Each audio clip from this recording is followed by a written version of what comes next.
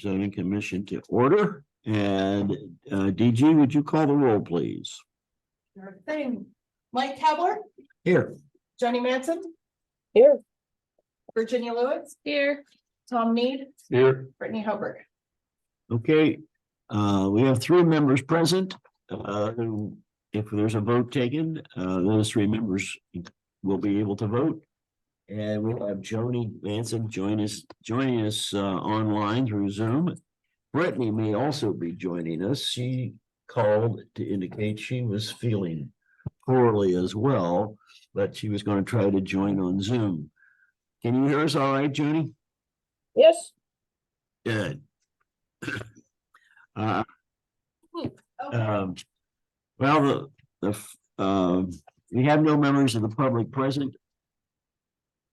And no Scott. Did we have anyone join us, or is that Brittany coming That's on? Brittany. All right, good. Brittany, I hope you can get in. That your computer works. All right.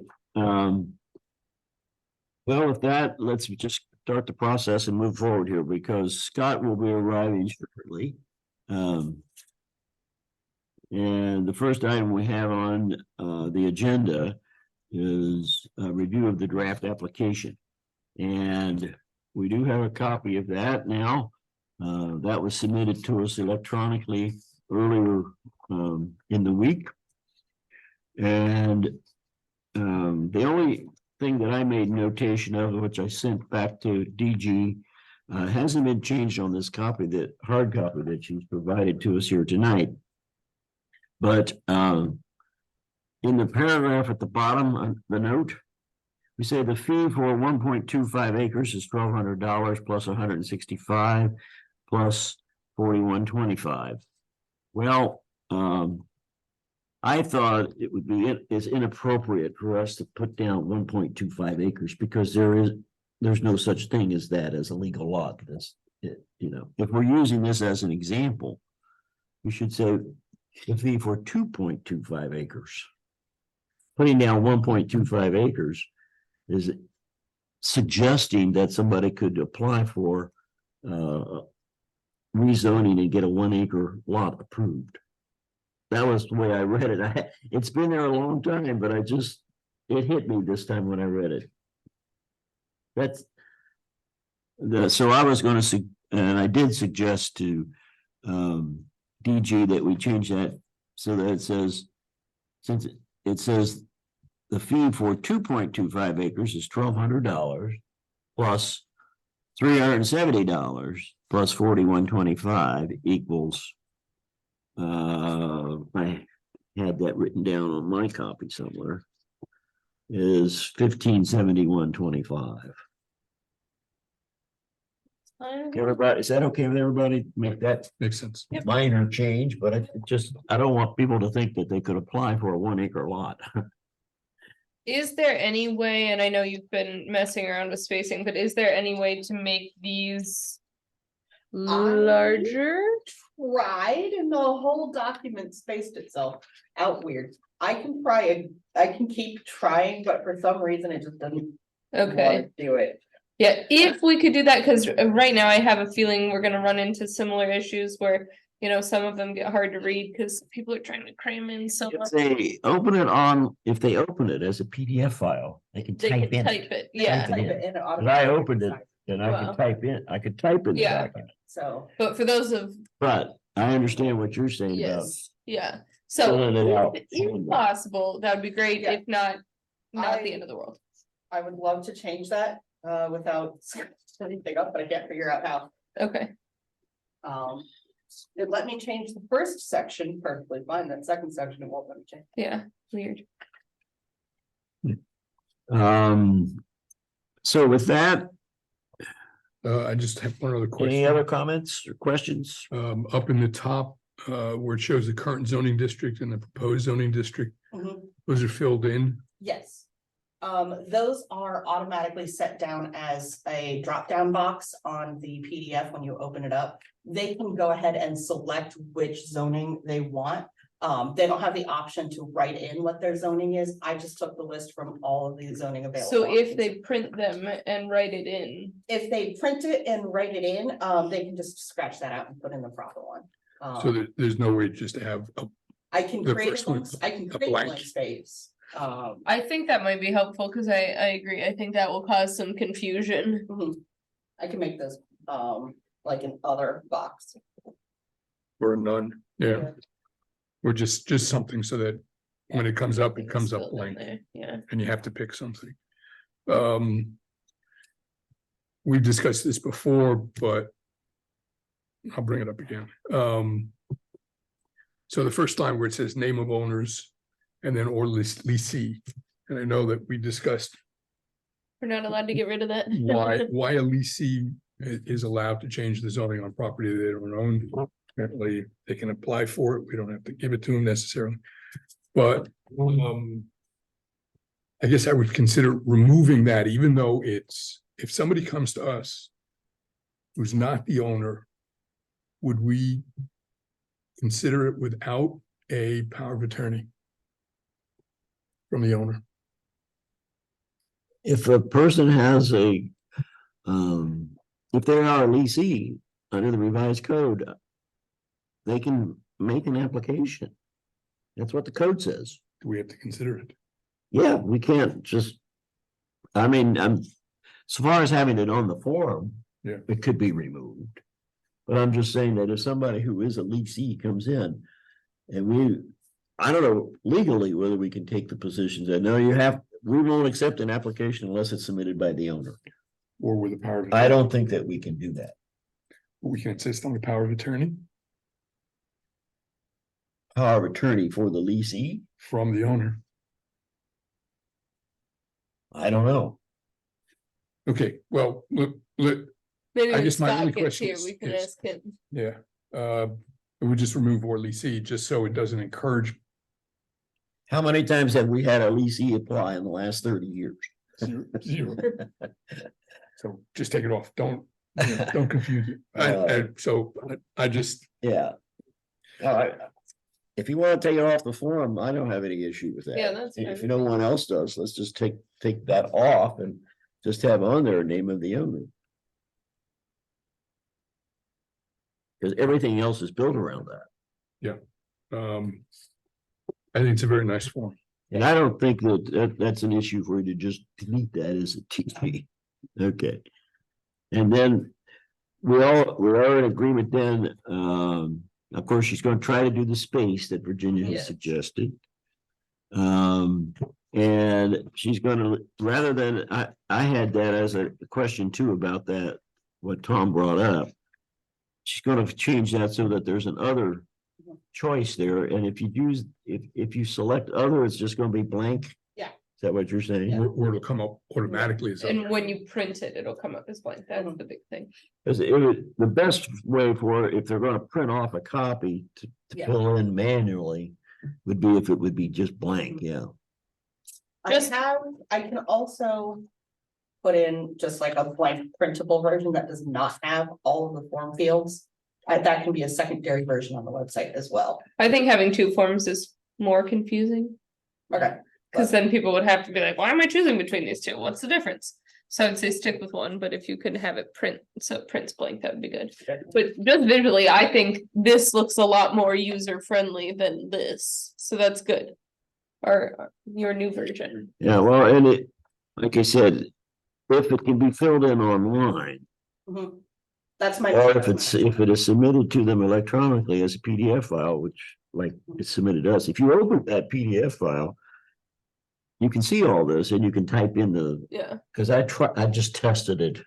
yeah, And it works. yeah. No, I think moving towards that is good. So Anybody, how about you, Joni? Any comments about this?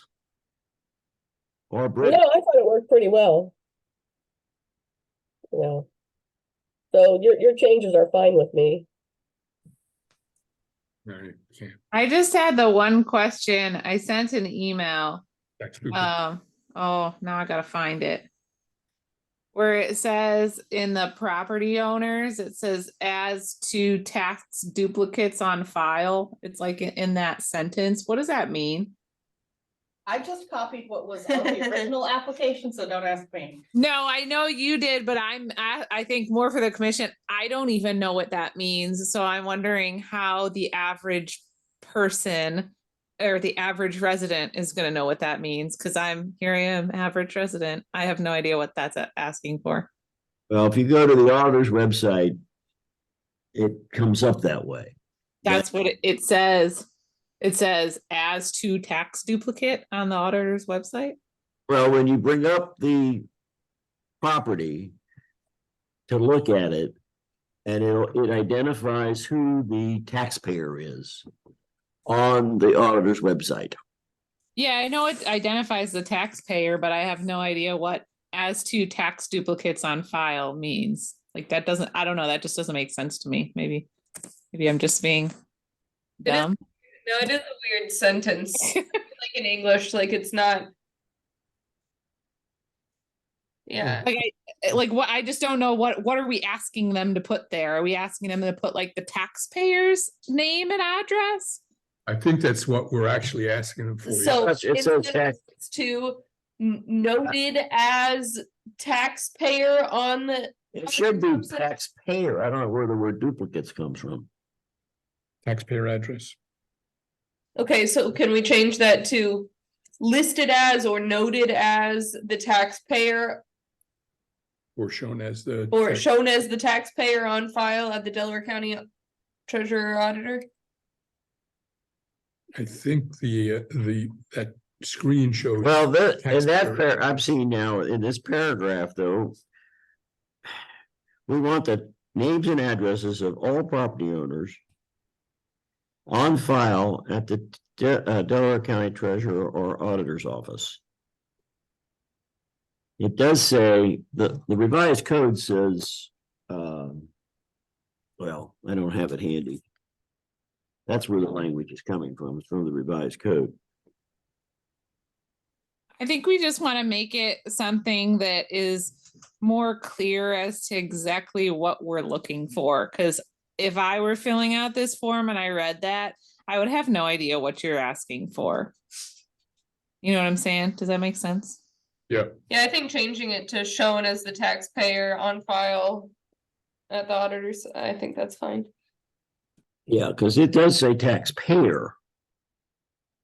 But there is that term tax, something in the revised code. I have to find it in the revised code to look at it, but I think that the word duplicate might be in actually in the revised code someplace.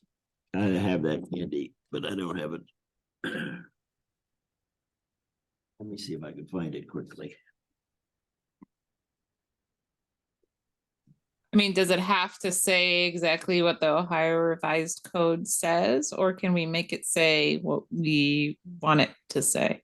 General public? Well, the reason the form was created the way that it is that it was based upon the advice, I'm sure at the time. It's been this way for however long the form's been there, 30 years. So we're changing something that's been there since they created it. Okay. Scott, do you happen to know, is the phrase tax duplicates something that the Ohio Revised Code uses? I think so. If we stray from that, are we causing issues for ourselves if we just say taxpayer instead? That's not what it means, though. Okay, well, here we go, and here's our issue. We don't know what it means when it's asking for tax duplicate. So read the sentence. I mean, I'm familiar with it, but So this is on our application, names and addresses of all property owners as to tax duplicates on file at the Delaware County Treasurer or Auditor's Office that are adjacent, adjoining, contiguous. I mean, it's basically a parcel map. Today, I would call it the parcel map. And that's what that means. It's tax duplicate, so it's like they pull it out of the drawer and that's, Okay, so names and addresses of all property owners on the parcel map on file with the Delaware County Auditor that are adjacent, adjoining, contiguous, or across from? But if they, yes, but if they look at the property information for each individual parcel. The information we want is not exactly, but it's under taxpayer address is what that box is called. And that gives you the name and the address of the taxpayer. Very often it's the mortgage company, and then we'll take it, but we'll default it to, You The certainly actual wanna send it to physical The address. actual address of the parcel. yes, but I don't think it's too complicated to explain if it's if it's this, then do that, but Can we just say names and addresses of all property owners on file at the Delaware County Auditor that are adjacent, adjoining, contiguous across from? And then it's up to the homeowner to figure out who's adjacent, adjoining, contiguous or across from? It's up to them anyway. yeah. I mean, that's what they do now, right? They do their parcel and then they do the little thing and then, because I see that in applications, right? They include that and it generates a list of. all Yeah. the parcels. I'm assuming. I mean, unless people are don't- going through and just going click, click, click, click on all the. I don't know if it generates, I know when some of the, like Joe Clace, when he does it, he's got a program. program that pulls it up for him on a map. And he gives us this gorgeous map, but nobody else does. Oh, I mean, I'm just thinking, it's probably just knowing how to use the auditor site. Well, Well, then the actually, language- the language is coming from this paragraph, but the word duplicate isn't in this paragraph anywhere. well, I say we take that. whole thing out. Amendments to the zoning resolution may be initiated by, and then forget the motion by the zoning commission. By the filing of an application by one or more of the owners or leasees of property within the area proposed to be changed or affected by the proposed amendment with the township zoning commission. So those are the people that are, the board may require that the owner or leasee of the property file an application to amend the zoning resolution, pay a fee. Well, of course, they do that. Now, so that then it goes on. The proposed, so I don't know where that word duplicate ever came from that got on the application form. I thought it was in here, but So I don't take see it in that here. whole nonsense out. So far as I don't see any reason that the word duplicate has to be there. The names and addresses of all property owners on file. Just cross out the as to tax duplicates. Yep. That would make sense. We're just Or- working. I think this question was raised at some point by maybe Joe or somebody else so do we want the taxpayer's address, name and address and the owner's name and address? Like, do we want them to list both of it or just the taxpayer? Technically, we have to have the taxpayer, but we also want the physical address. If it's not the same as the taxpayer. Yes.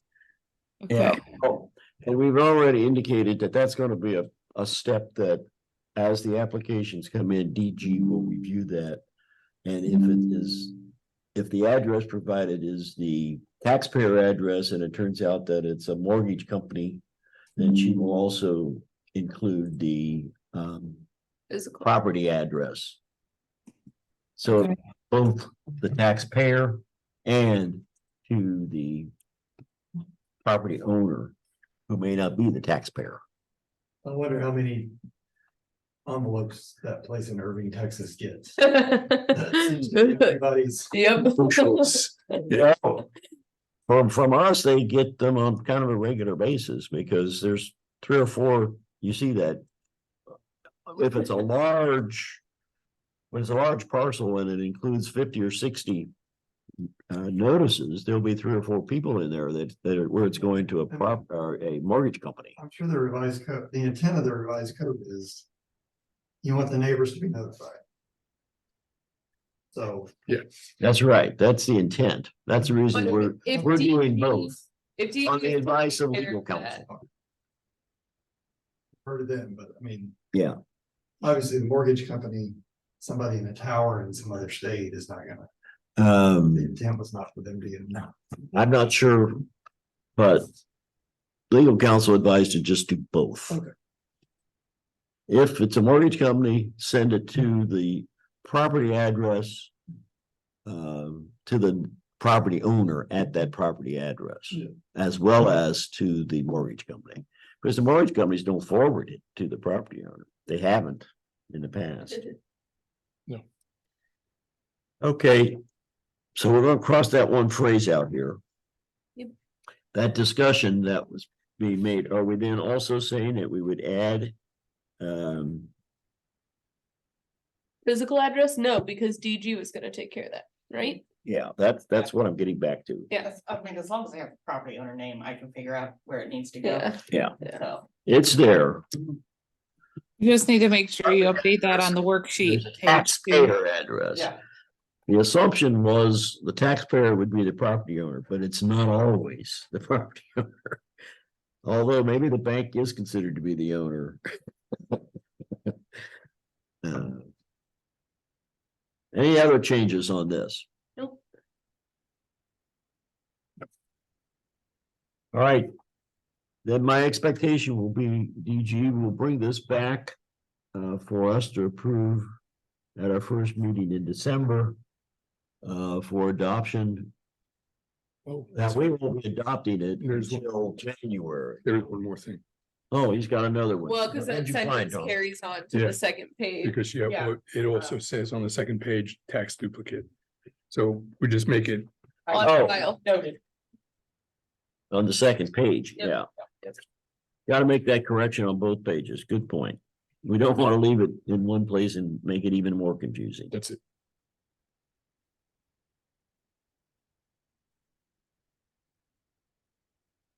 Can I go off track of our agenda for a second and ask a quick question? Sure. Have we decided when our informational meeting is going to be, or can we decide that tonight so that I can get that on the organization? What did I say? Informational organization, that one. If we want, the one thing that we could do is decide we won't have a meeting on the first Monday in January.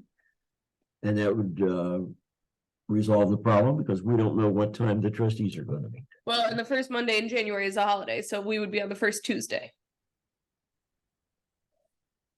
So the only way for us to set our meeting, if we cannot set our organizational meeting before the trustees have theirs. So we either say Monday, January 1st is a holiday, cancel the regular scheduled meeting and do it on the 8th, for the and- workshop and meeting. Skip and not have a workshop meeting, And just move our regular meeting to the 8th. move our regular meeting to the second Monday of the month in Yeah. January. That's one way to deal with it. That's one way to do it.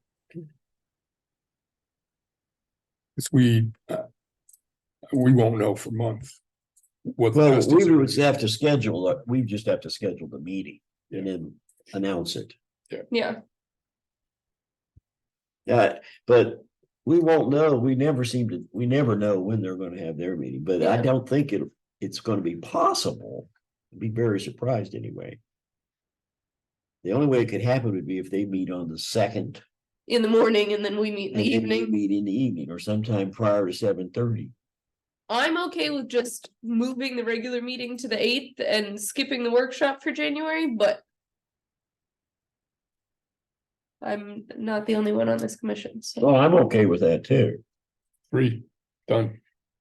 All right, We need a motion. yeah, I think so. I was just gonna ask if Joni or Brittany have a comment that they want to make, even though they can't vote. I'm good with that. That's fine with me. Okay. And Virginia, you want to make a motion that we schedule our first regular meeting of 2024 on Yeah. the second Monday. I make a motion that we schedule our first regular meeting of 2024 on Monday, January 8th. In place of the January workshop meeting, so canceling the January workshop meeting. Second. Okay, then it will get posted online that way. That's the motion and Tom seconded. All right. Any further discussion? Hearing none, all in favor signify by saying aye. Aye. Aye. So January 8th will be our first regular meeting of the 2024 year. And if we schedule as many extra meetings next year as we did this year, we'll make up for it. And so December, we're still 4th and the 11th, no change there. No changes there. Okay, Okay. All right.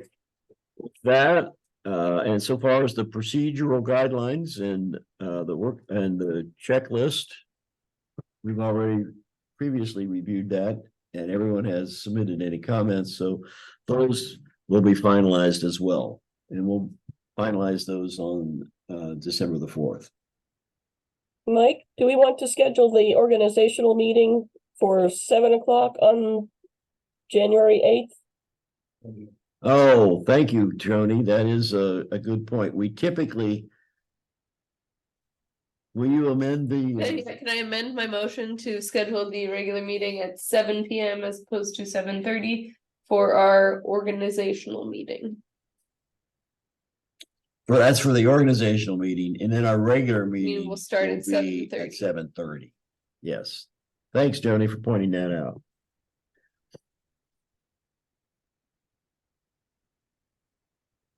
All right, all in favor of having the organizational meeting scheduled for January the 8th at 7 PM, signify by saying aye. Aye. Aye. Okay, that motion carries. So we scheduled two meetings. We scheduled our organizational meeting at 7 PM on January the 8th, and our first regular meeting on January the 8th at 7:30 PM. And we canceled our workshop meeting.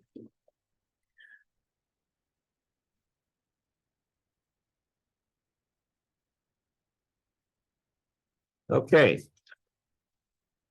With that, let's move on to Scott.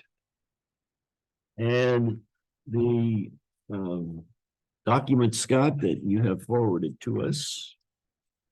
The first one, I think we should deal with is the residential R2. So we can get this one hopefully finalized at this point. Open for discussion. It struck me that I probably could have provided a different color for the changes, some that are already there, but everything that we changed so far is either the structure or. But I can go through. The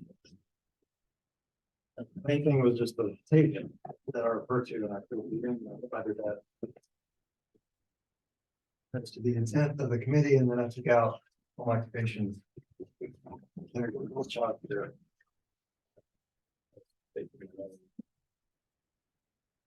Other than some moving trash and debris around and changing ORC references, but it's mainly the changes.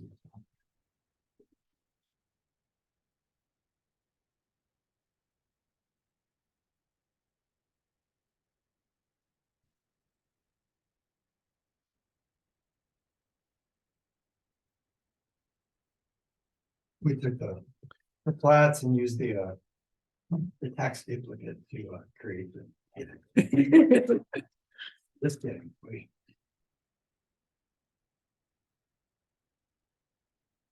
Yeah,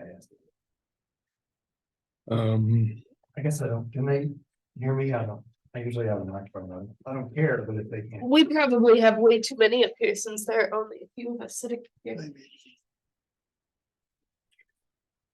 Oh, I thought it would reach One of this. I didn't- That's the black one. Yeah, That's. there we that's- go. yeah. I think so. I think they're all on. Johnny, can you hear Scott okay now? She said yes. Hello. Okay. So just one question, if we take section 902. The second paragraph where you describe what's in the district. And then we take table or section 907, table of R2 properties. I assume those are supposed to be essentially the same. They cover the same properties. Should we say is enumerated in, and rather than call it section 907, just call it table, what, 9.1 or something? And then call out table 9.1 in that section. Would that tie the two together? I see where you're headed, but how exactly? Can you, I guess, just restate that? So if in section 9.2 in the second paragraph, Mhm.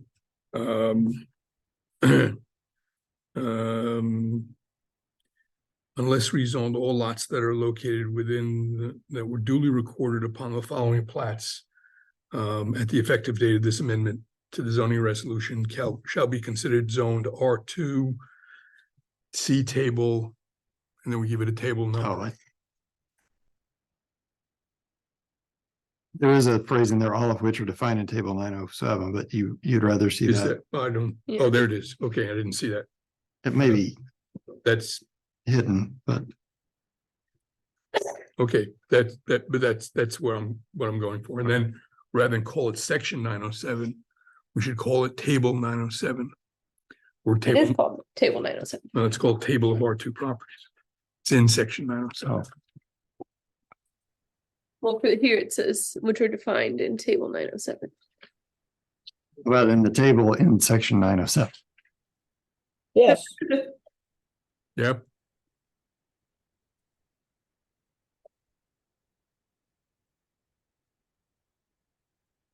Okay. All of which are defined in table In the 907. table. It's gonna now read, all of which are defined in section 9.07. In the table in section 907.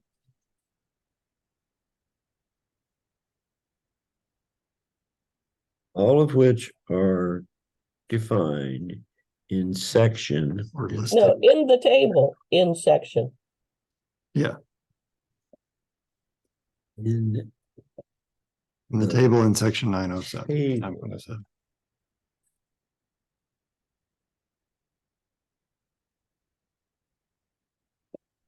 What's the word that comes after table? In section 907.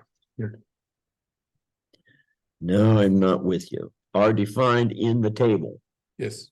In section 9.07. in section 9.07. Period. We gotta be close to done with this one if we're getting down to this sort of nitpicky stuff. Yeah, I think. So section 9.07 is just table of R2 properties. That's what it looks like. Correct.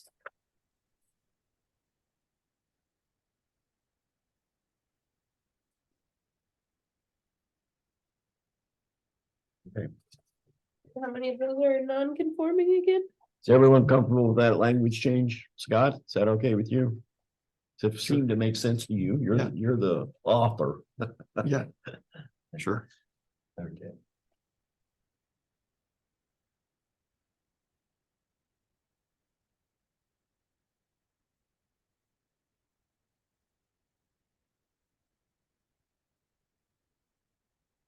Can I be nitpicky? Or, That's why we're here. so in section 903 F. We added limited home occupations as regulated in, I think we've been trying to use the word section where we rather than just call out the numbers. But that's That not one sen- right. You see that one sentence in red that you added? Sure, but that's not. Oh, 19, yeah, 1903.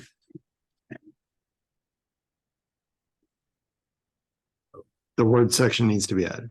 That's. Yep. That's And what I so mean. where is 1903E then? What does that come from? That's in.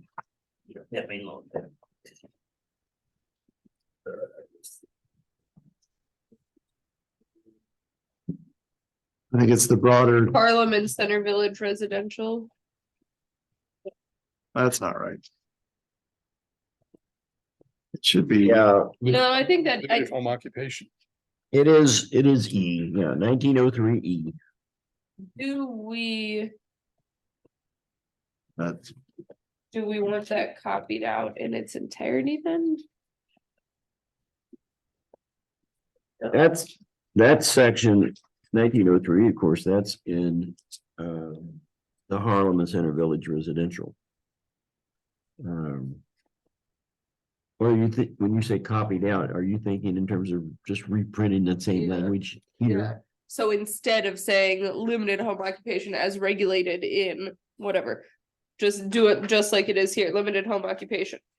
But then When, if we make any change to 19, then we have to go back. we and have to change it. remember that it's also referred to in 9 or Well, then maybe this is okay, but I would like to at least have written out 1903 E is Article 19, the Harlem and Center Village Residential District, so that I, if I don't have what section 19 is memorized, I would like to at least have a title there so that I know So you what just- I'm being directed you to. just want to add at the end, as regulated in section 19.03 E in Article 19, Harlem and Center Village Residential. Yeah, that's fine. Can I, even though that's my addition, can I throw something totally different out? Sure. I think it should refer back to 803 F, which is in your FR1. And has a lot more. It's a lot more bulkier. We, I think, didn't do that on purpose though, because I think we allow more in FR1 than we do in the Harlem Center Village Residential. That's right. It's just Yeah. more limited. It seems more limited in FR1. More limited? I thought it was the opposite. I thought it was more limited in Harlem. I mean, and I realize the reason was that Harlem and Center Village is right there interspersed, right? Right. But there's only one. Okay, A through H, right. Yeah, they're the same. Sorry, never mind.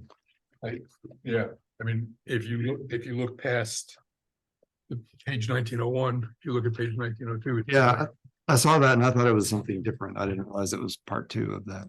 So, But then the question comes back to, how do we maintain those two sections so they remain identical? And Speaking of, I don't know if I have an out of date copy or if we never actually moved those changes through. But in FR1, we had gone through to change some things. And so instead of A through H, we went A through G. so would it make sense in Article Not 19? A through H. We had gone through and taken out the maximum of 5 commercial parcel deliveries at some point. Again, I have no idea if this ever made it through the trustees or if this is just my scribbling in my own binder, but we had talked about taking that out because Amazon's at everyone's house 5 times a day anyway. yeah, well, I don't think anything we've worked on this Oh. year has moved to the trustees yet, but I There remember haven't we been any talked about that. changes made in, Submitted to the trustees. no, we've not submitted any changes to the trustees on limited home occupation under FR1 or AR1. So, and that may be true, but if this is already getting us to the issue that Tom raised of if we change it one place, we're gonna have to remember to change it elsewhere. Already our FR1, if we go through and make those changes that we had discussed, whenever it was that we discussed them, are we also making those changes in Harlem Center Village? And subsequently R2?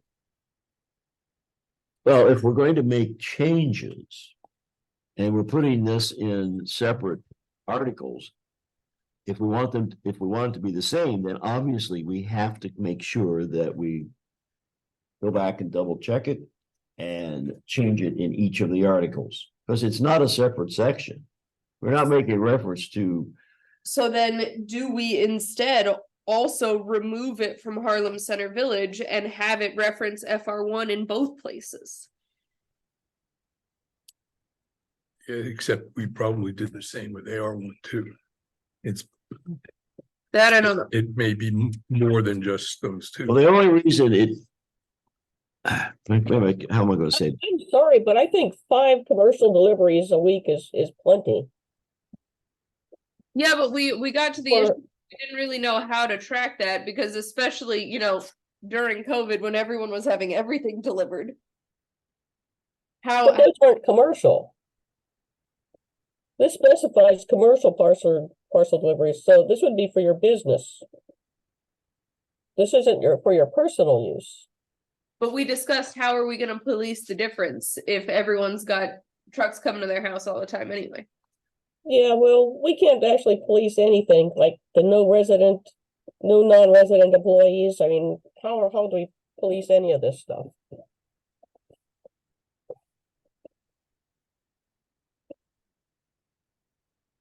So apart from changes that we make to the wording, the same wording is also in Article 7, AR1. Under permitted uses, limited home occupation, and it's the same 1, 2 through A through H. So again, do we refer to the second time we use something? Or all the times that we use something? Let's say in the AR1 section, limited home occupation. We could say something like C also, and you refer to FR1, you refer to Harlan Center Or can Village. you put it like the definitions and just. Well, this I was is gonna our say- definition of a limited home occupation. I mean, I have done this before. Put both limited and expanded in your general standards in the back. And then refer to that every time. And that cleans up the whole document. And that way you only have to, 21. yeah, if you ever want to fix, and actually I looked there because I thought maybe it was there too, but So Personally, I you think pull it out and put it as a separate article. it's under general development standards, because I think it's probably referenced rarely enough that it doesn't really need its own. Oh, you put it under the development standard. Yeah. So if we We did, added to Article 21. the problem, the problem is we're not revising. I guess we hold off on that. If we make that reference for this one, Well, we can add it, we can propose that it's added to the general development standards at any point in time, and once that's approved, as we're going through the other ones, we can. Reference it, but we need to get it in place first before we start removing it from other things. that's correct. But I'm in favor of adding that to the general development standards, because I think we're already to the point where we've bounced back to several different locations that have the same thing, and I think that leads to confusion and edits being made one place that aren't remembered another place. If we move it, if we go ahead and do that. At this point, or is the intent and the expectation, I'm asking this from what your expectation is at this point with R2. Was there an expectation we were going to try to move that forward separately from everything else? Because if not, if we're going to bring forward the changes in the zoning resolution for everything at the same time, then there is no problem with making reference to it being in development standards, because that becomes in our intent that we're going to revise them all and submit them all at the same time. Well, I guess that becomes sort of a broader question for Scott. Are there enough things that you feel like, oh yeah, I've seen these in other codes in the general development standards, that we should sort of try to pause on the individual sections, pull those things out, get our general development standards locked down and ready to submit so that we can submit those first. And then when we want to pull things from other sections, we're not getting our cart before our horse.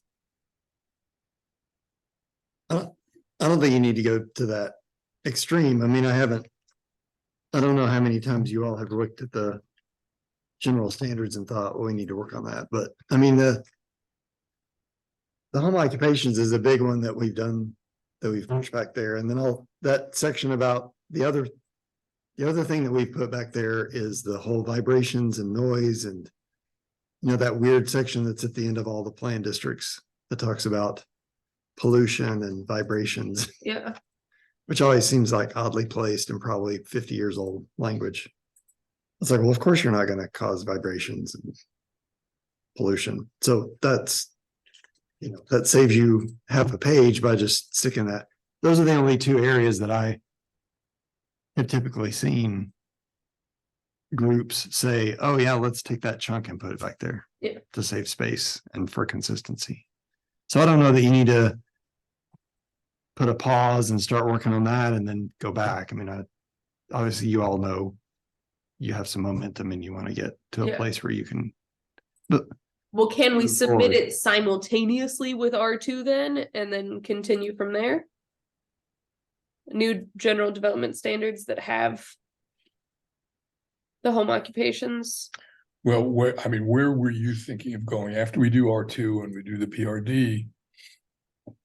To move to the general development standards, or did you have? Well, so we still, because we've been doing this since spring, right? I mean, we did FR1, right? I mean, I'm flipping through I don't have a copy of that. It might be in a different book, but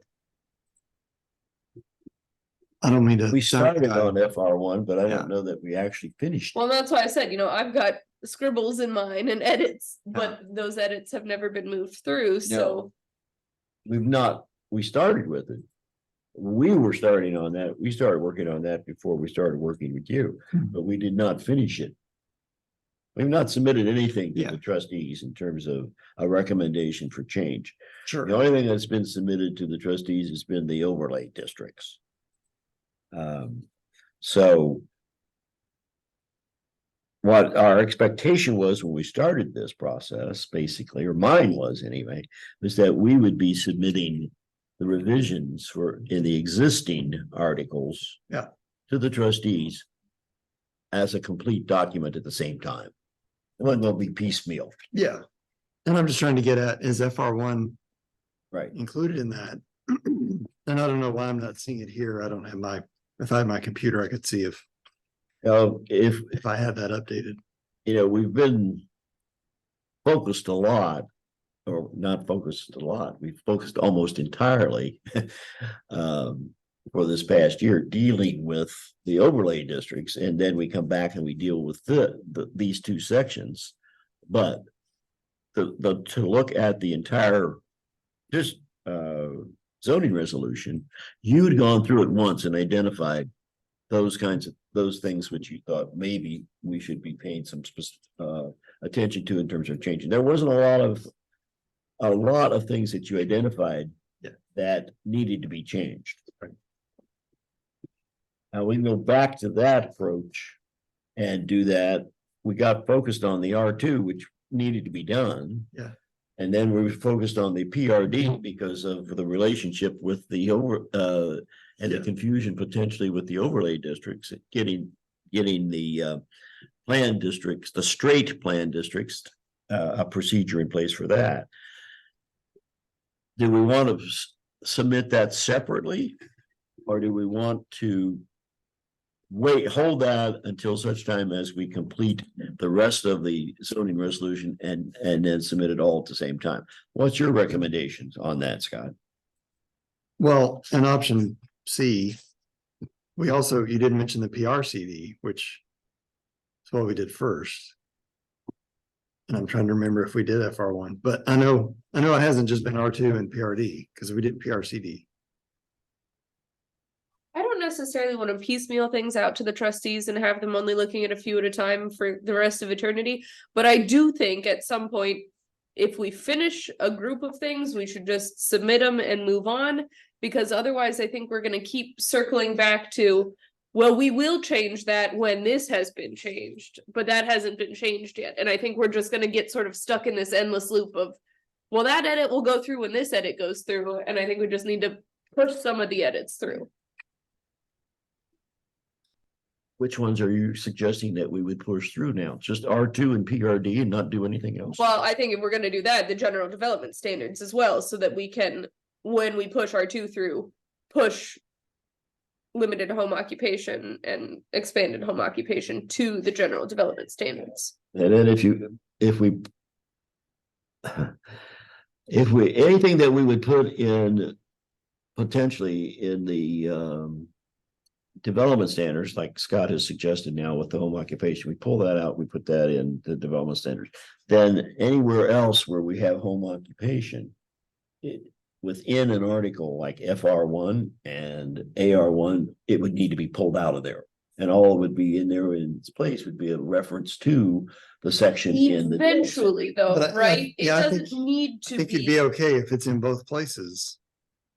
As long as you don't take it out before you put it in over Yes, here. that's what I'm And as getting long at. as they're relatively similar. Yeah, and they. But should be. they may not be the same, is my concern.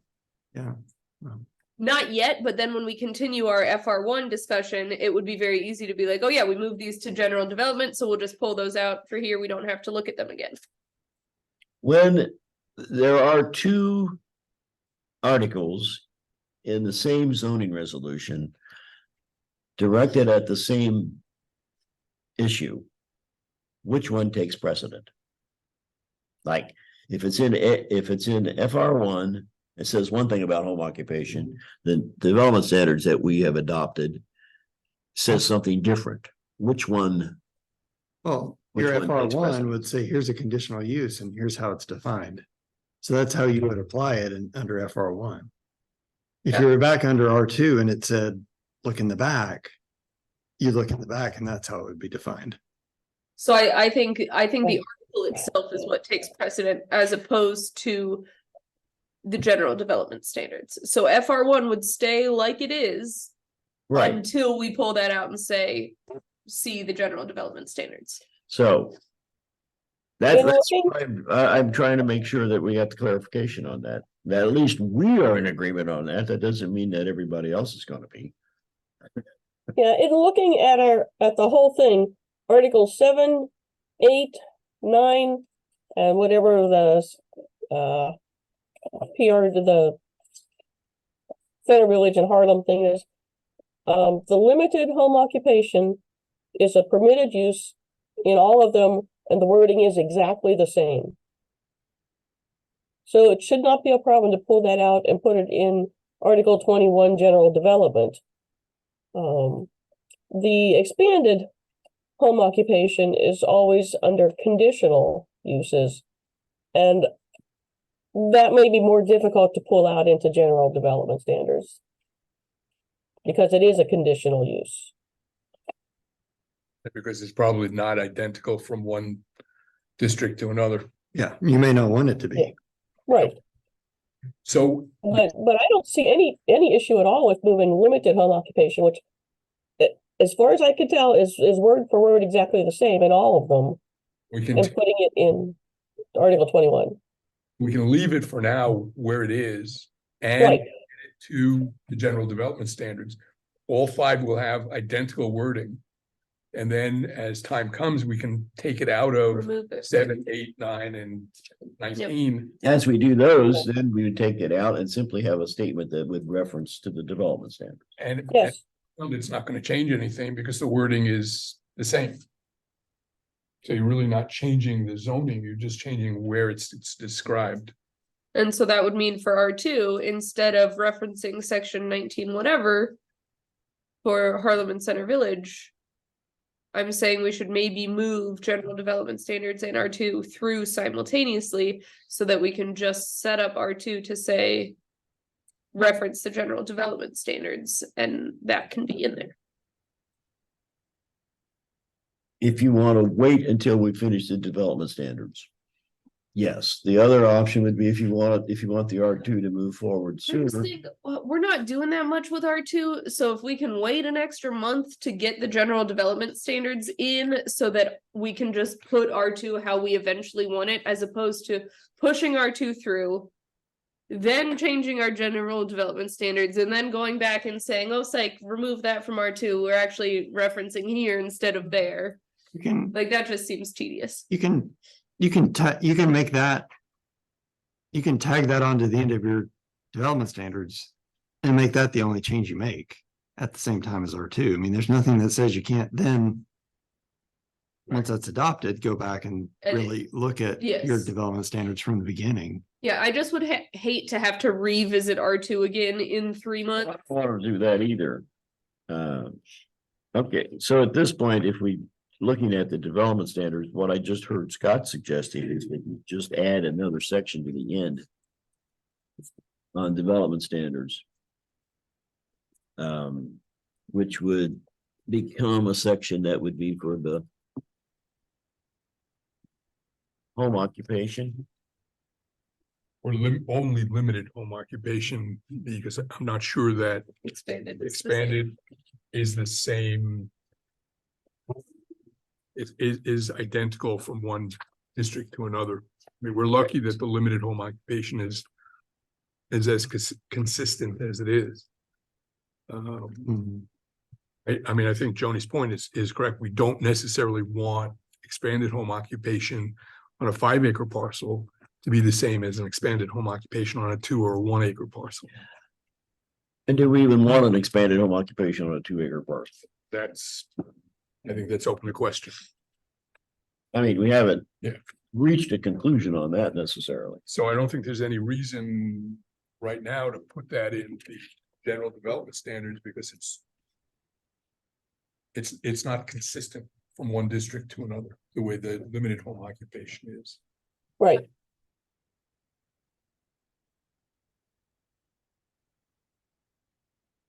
I mean, with the limited home occupation, we're saying all 4 or 5 districts that use that section right now are identical, and we could move them into general development standards. But we're talking about making a change in the limited home occupation also.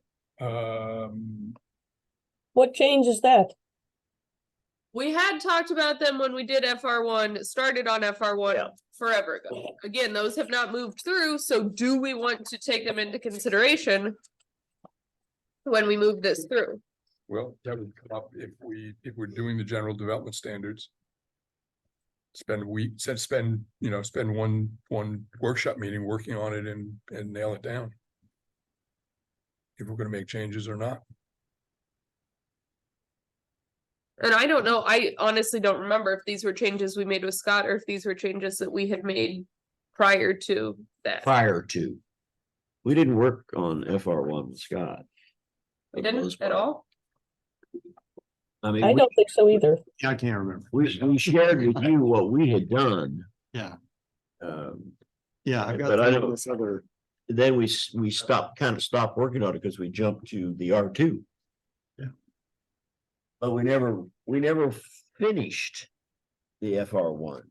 So I guess then, does anyone have less of a chicken scratch draft of what we had changed in FR1? Cause mine is just I don't know. if I my did. little notes and scribbles here and there.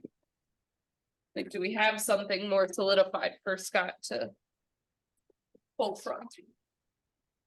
well, I do have something that maybe just you and I talked, because I have MK written in the upper right-hand corner. But we changed limited home occupation does not apply more than 50% from Yep. 20, Right.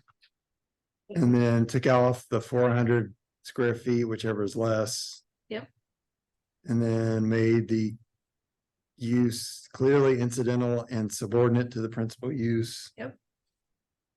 And then we just took completely out the maximum of 5 commercial parcel deliveries per We week. took that out, right? Yep. We deleted it. Limited. Yep. And that's really all. all we- Those were the only changes that were made. That's all I have as well, but. Again, mine's not typed, mine's just scribbled onto my resolution.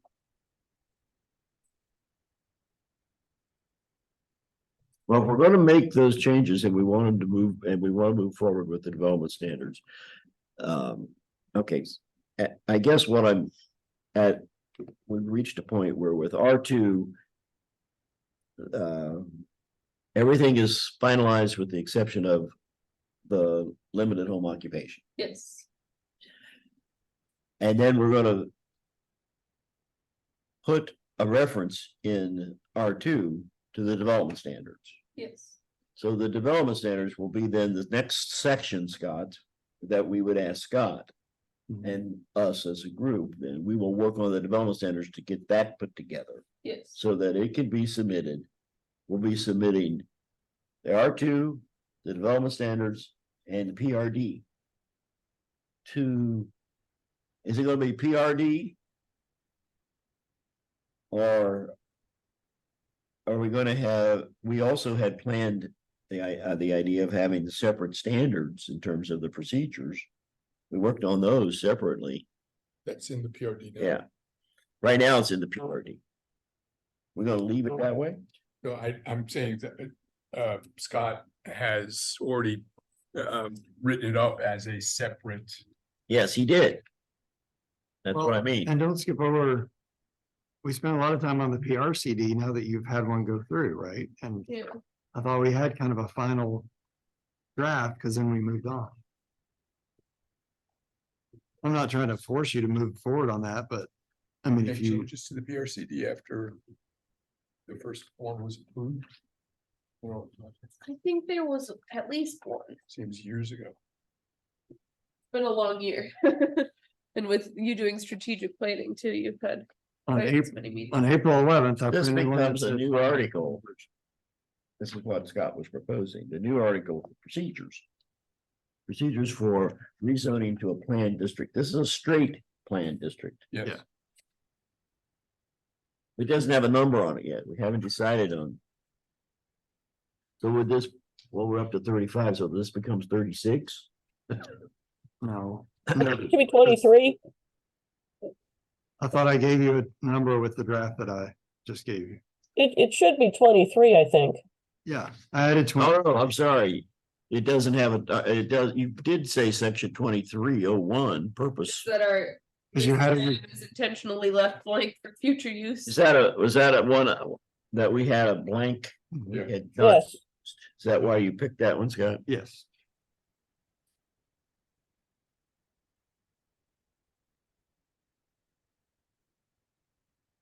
Yeah, reserved for future use, 23.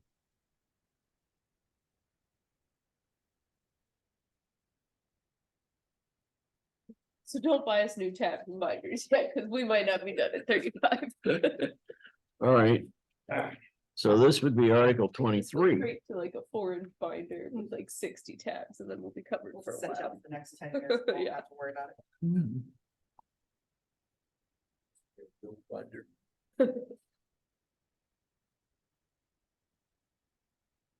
So we would really be talking about potentially then 4, because we would be talking about those portions of the PRD that would remain for planned residential district. So we do PRD procedures, You know, R2 and they're PD procedures. PD procedures, R2 and the general development standards.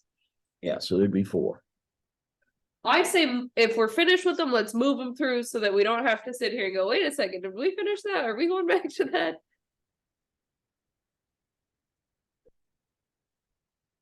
Then we'd have That's- something that- left over a year too. Yeah, that would be the best way for us to approach it. I agree, because we're coming. If we keep dragging it out, we don't know where we stopped, Yes, yes, and we're having trouble going back. yes. So let's finish it. Yep.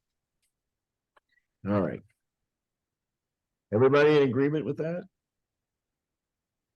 Yeah. All right. Okay. How about R2? Are we finished with R2? With the exception of the small language change that will need to be made if we are moving this to general development standards. The language in R2 will simply read to make reference to that section of the development standard. Yes. Yes. With that change then, Scott, if you incorporate that, then R2, based upon the feedback you've received here tonight, R2 is complete.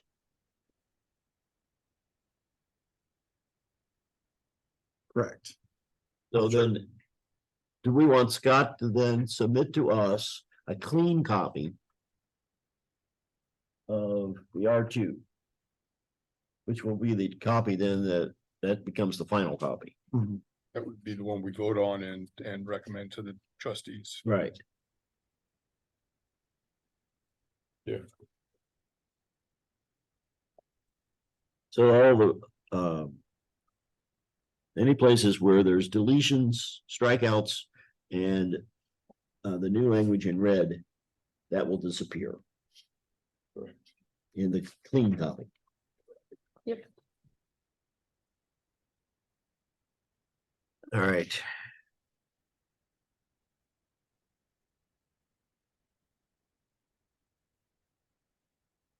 And then I think what we're saying is we'll try to do the same with the PRD before we move on to the general development standards. Yes.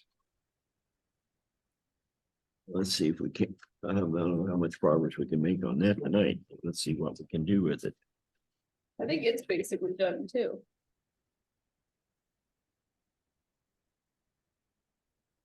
So this, the pages aren't numbers, but in the R2.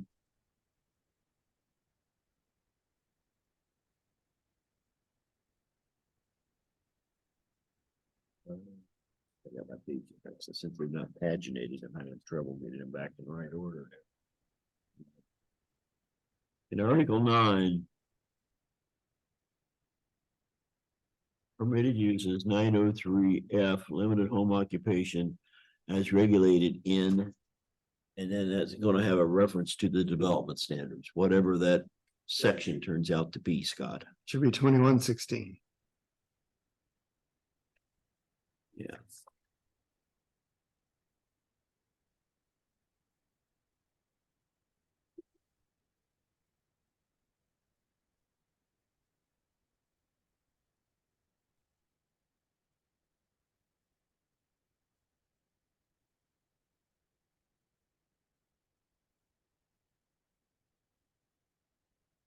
I don't know what it would be 21 something. 16. Yeah, 2116. You didn't believe me. I gave you the answer and you didn't believe me.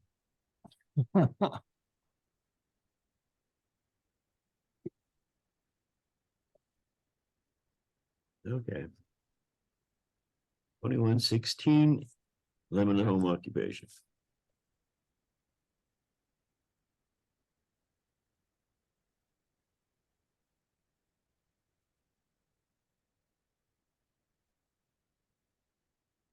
And then are we in agreement that we're going to use the version that Scott has that he referenced to us when we were 8-9 months ago working on the FR? With the section? 50% as opposed to 20. Right. Yeah, that's, That's the one to use. Yep. Scott, and we're all in agreement. Yep. That'll go into development standards. Yep. And then that you will need to go through the development standards, and then we'll start working on that in its entirety. We haven't looked at the development standards to see what other changes may need to be in there, and I think it's important for Mike Cannon to be aware we're looking at that, so that if there's some things in there that he's encountered as he's working with property owners, that he knows that there are some things in there that need to be adjusted. We should do that and get that input from him as well. All right. So right now, let's see if we can, what we can do with, well, before let me close my discussion on the R2. Is there anything else on R2 that Scott needs to be made aware of? Those were the changes that we've discussed tonight. In 902, we changed that so it says the table and section, not 907. And then under limited home occupation, change that. Any other changes? That's it, Scott. Okay. So we will have that as a final version. Yep. You can bring that back to us in December. I'm sure I'll send it. All right, before then. so that one's done. Everybody in agreement? Yep. Let the minutes reflect that we are in agreement that R2 has been completed and Scott has received our final comments. He will bring us a final draft at the next meeting in December. Now, planned residential district. And we're looking at Article 11 first.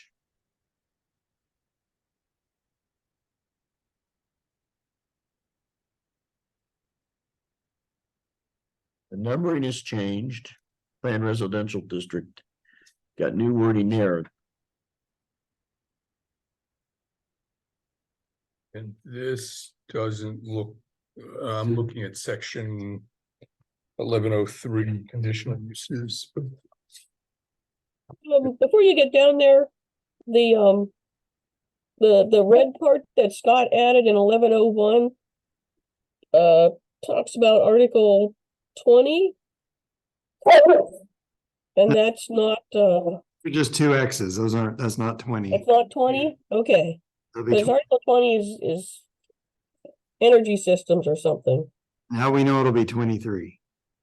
Okay. Thank you.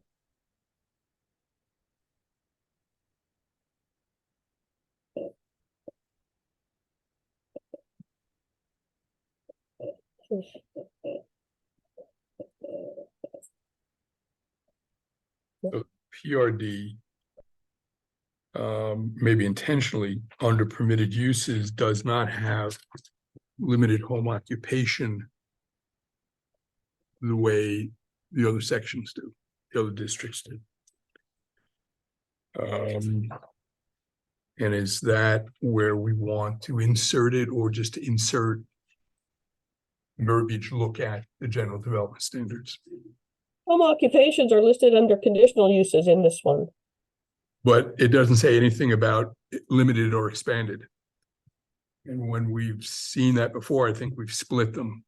We've made it more Accepting of limited. clear that there is a difference.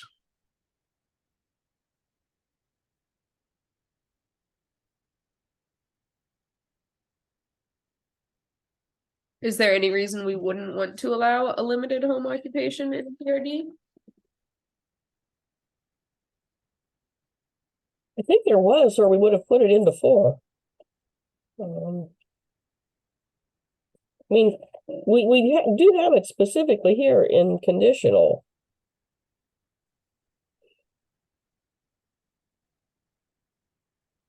I would recommend going ahead and adding the limited as a permitted use and not having anything extra as a conditional use, because, They're so small.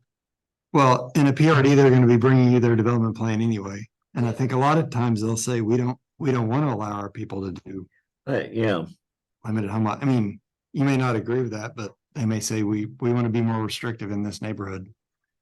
Or they may want to add that as a conditional use themselves. Just keep it simple by having just the limited home occupation under permitted, and let the developer decide whether they want to keep that. That's fine with me. And we use the same wording that we've, See the general development standards. we just put limited home occupations in as permitted use and delete the reference to home occupations. Yeah. As a conditional use. Yeah. What about the adult family homes? Wasn't that an ORC thing that we couldn't get rid of? Yeah, I did a write-up several years ago where we looked into all those. And the minimal one is 3 to 5 unrelated individuals. And that has to be permitted in any residential district. It allows a 1 mile spacing. I think it would be safe to have it in your PRD. Again, probably as a developer comes in, they'll say, we don't intend on that being Just in. leaving it in as an option, as a conditional use. Because it's a requirement of the revised code. There would be no other conditional uses Right. in a PRD other than this one then. Yeah. Because we're taking out home occupations. Correct. So the only conditional use would be adult family homes.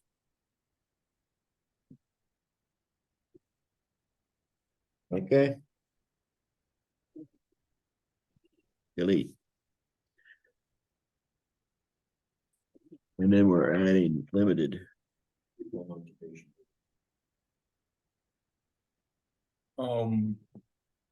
Yeah.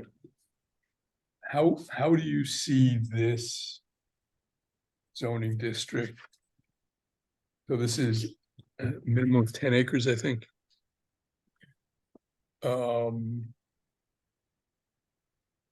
Compared to a CAD.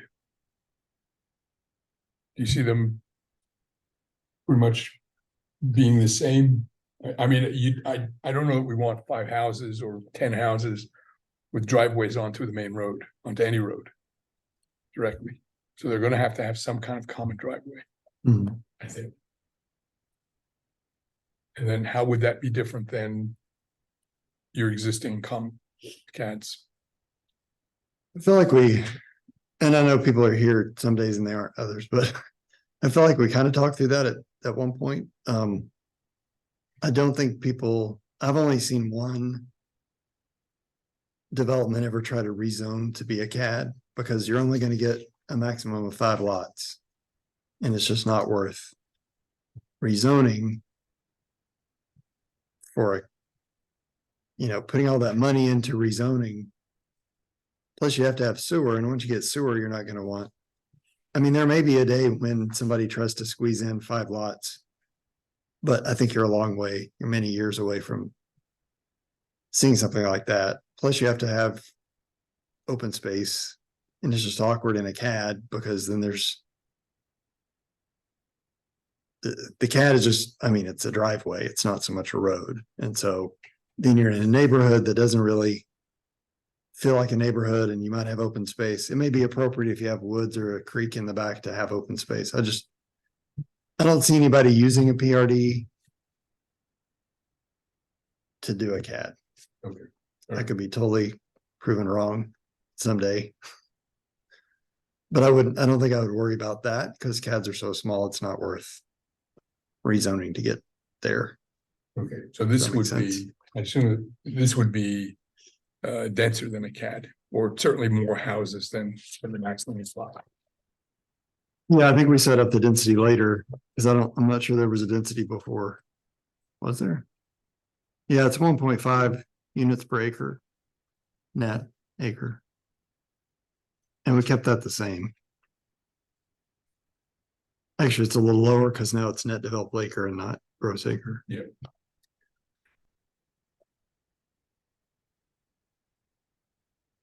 So this, we're allowing for a minimum here right now, you're proposing to be 10 acres.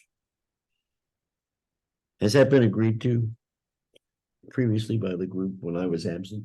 I think we kicked it around for a while. Yeah, I mean, we're saying It 25, didn't make sense to make it less than that.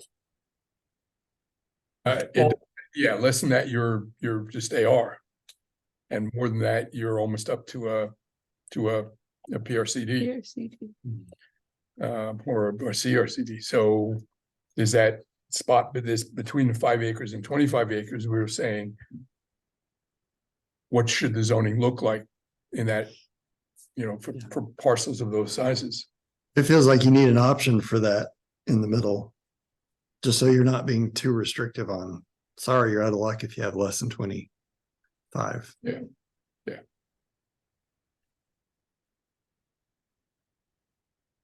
And I think, we've been approached with some parcels around 10 acres where somebody wants a conservation district, but it doesn't fit.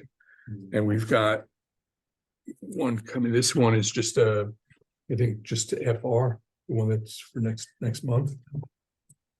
This is a 5 acre site. And they just want to split it in half. Oh, he just wants to cut it, yeah. Yeah. Split off one parcel. So. Yeah, we got to do something with those in between parcels. And I think that was the whole reason for this. And to have it done as a planned district rather than Free for all. just chop it up and go and have no plans at all. Which is, I think, running counter to everything else we're trying to do, which is think about what you're doing before you just cookie cutter it. Are there any changes in what Scott has proposed here that anyone would like to bring up, or do you have a question about?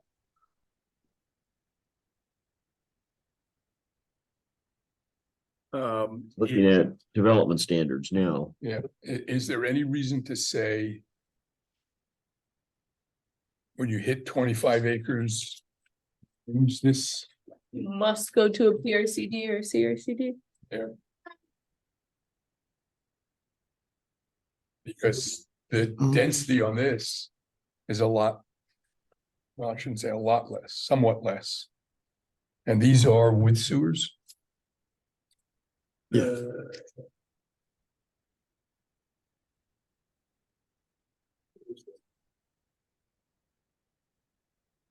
This specifically says it's gotta have street water and sewers.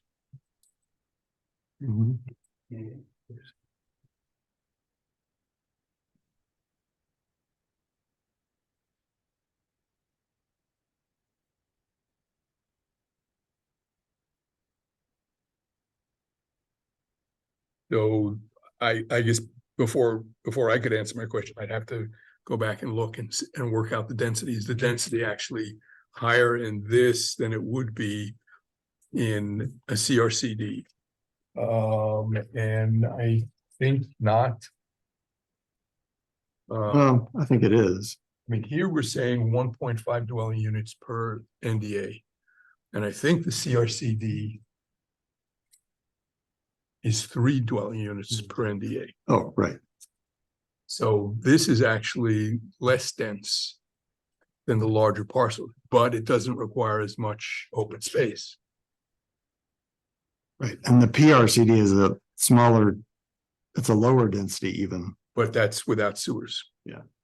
And I think that's kind of an outlier. I mean, it, you know, as the township gets developed, sewers are going to expand where they need to be. We expect.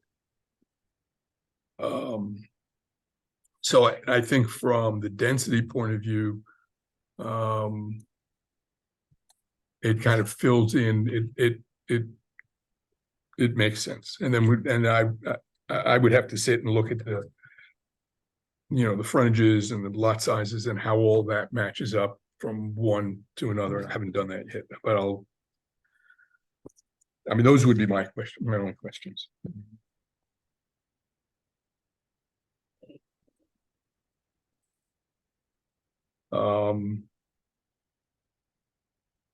And on the new article, I guess. The question. Didn't have anything else in the development standard? I think it's just density and frontage and minimum spot size. Yeah, that's what, at building dimensions. I would look at that, but I think that's pretty much picked up and the PRCD and the CRCD. Yeah. If it's the same, I think we're okay. We're saying the same building sizes, minimum building sizes as anywhere else in the town.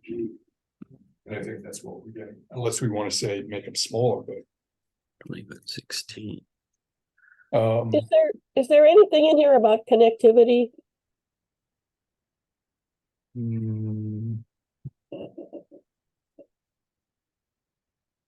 Good question.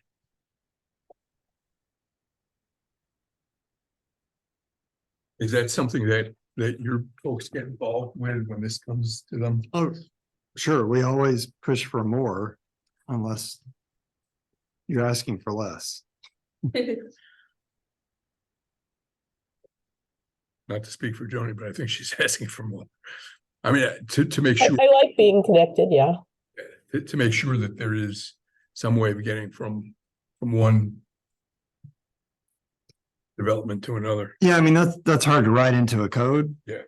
But requiring them to show the proposed traffic patterns, including relationship to existing conditions and other developments. Well, I think the probable- same is I mean, true with the PRCD, you know, I don't think we had specifics about you need to have a stub or a connector, but when they came back with plans from you guys, you had required them to do those things. Or so- the engineer had required. Yeah. it. Well, yeah. Right. Yeah.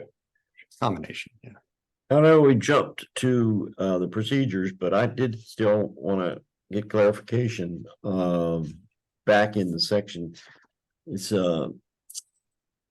well, what is it? It's 1105 under development standards. J, other external impacts as regulated in section 2116. Well, 2116 is going to be limited home occupations. So That may be what were that- you referring to there, Scott? I think that's that vibrations and that whole section that I had talked about earlier. No, maybe it's the wrong section. Under development standards then. Yeah, we don't currently have a 16. I probably created one, but then I didn't bring that section, so maybe limited home occupations is 17, or maybe that. Or limited home occupation is 16 and this goes. to Right, 17. that should be- Once per- Yeah. Either way. We'll make this one 17, and then I'll make sure to bring that if that's part, Okay, assuming that I did that. Which I'm sure I did. If I put that number in there, I had to figure out what it was gonna be. okay, that, I just wanted to make sure that since we had said we were going to use 16 for. Yeah. Limited home occupations, that we knew what we were referring to there. So that's going to be I think 7. my eye caught that right before you mentioned it, so. Yeah, Uh, okay. under- And then back to where we were on procedures. Well, before we get off that page, Oh, under, you're back to that yeah, page. under H signs, except as provided under provisions of this article for home occupations. And I think we should be saying limited home occupations, just because that's all that we're allowing. Sure.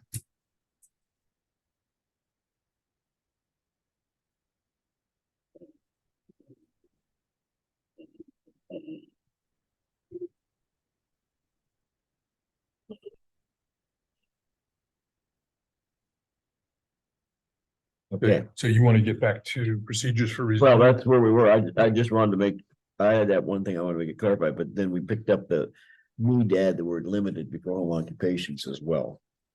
So other than that, then, planned residential district, we finished that section, Article 11. So now we're in Article 23.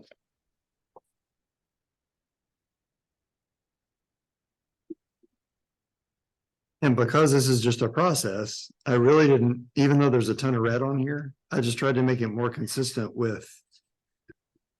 You know, I created that big table somewhere and took all the development standards in your recent overlays.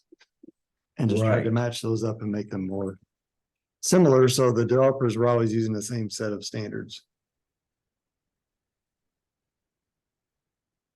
Either that, or I just compared it with your existing PUD, which seemed to be newer. Yeah, that's what I did. I took all your plan districts and tried to make a set of development plan requirements that were very complete and typical. I'm looking for them. And so we wouldn't be, you know, when we get to planned commercial, we wouldn't be realizing, oh, we need to add this, and So this would intentionally cover planned commercial as well as planned residential. right. I mean, that doesn't have to happen now. Anything that's a straight plan district, not an overlay.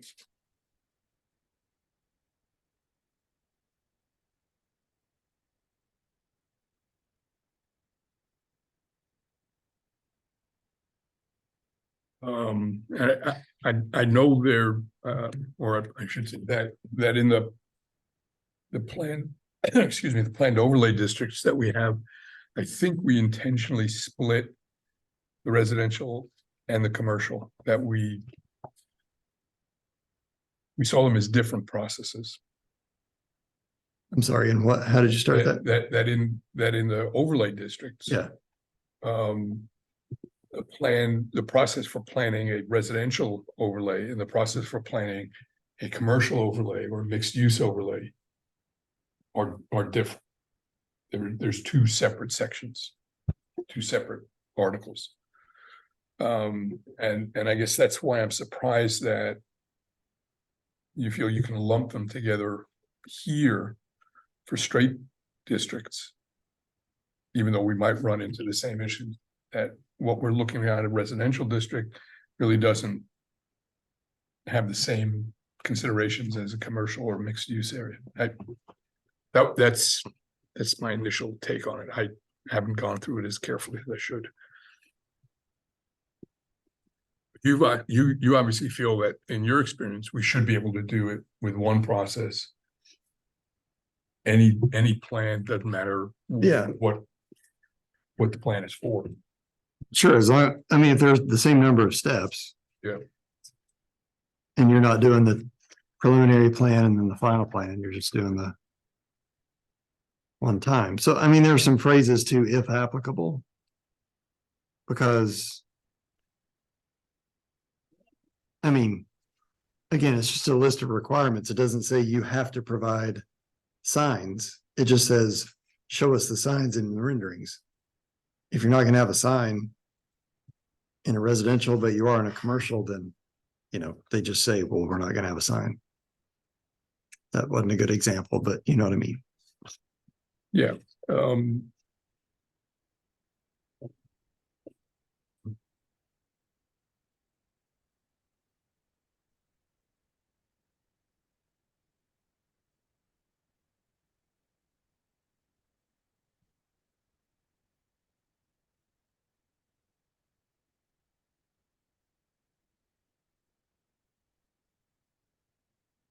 With the approval process.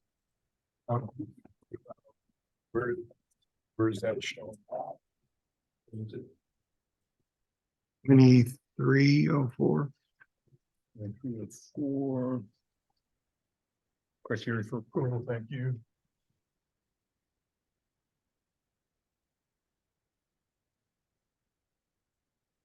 Okay, so it kind of sidesteps the reviewing authorities.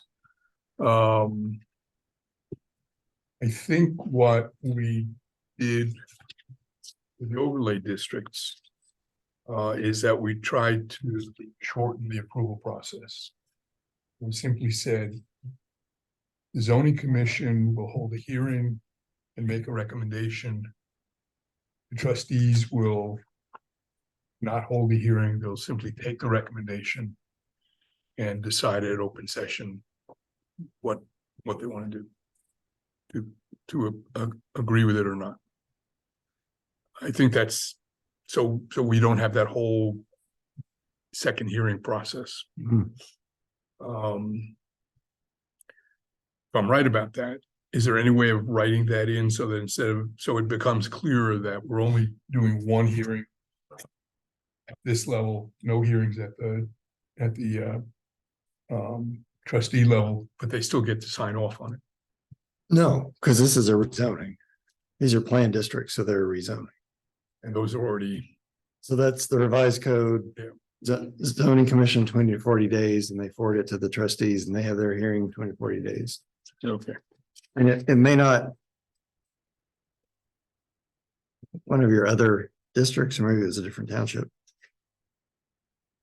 The assumption is, well, you're gonna follow the amendment process that's in the back of the book. Yeah. Even if it doesn't spell that out here, because it's. Maybe get clunky to spell it out every time, but Okay, yeah, so you definitely have a hearing at both zoning commission and the trustees.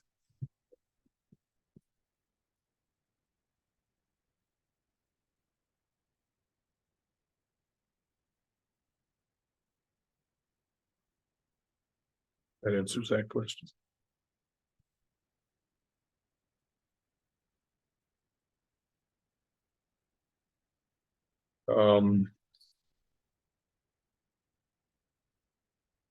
Under 2303A.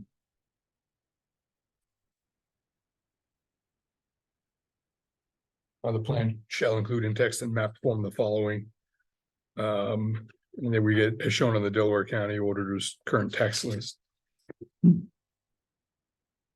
So. Whatever change we made to the application, what are we calling it now? Just.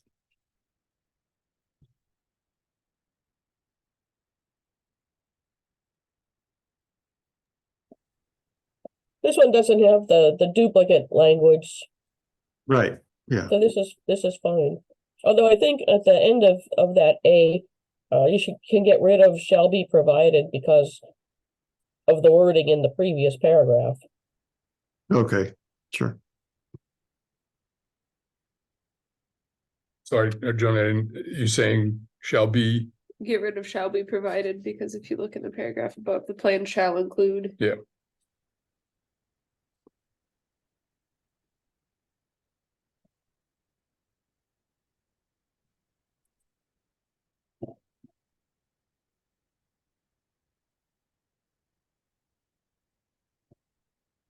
Listening to the discussion, it's now occurring to me that in the introductory paragraph under purpose. I went back to look at that. And we talk about the very first paragraph. Specific plan districts. Should we list which plan districts it's going to be applicable to? These procedures.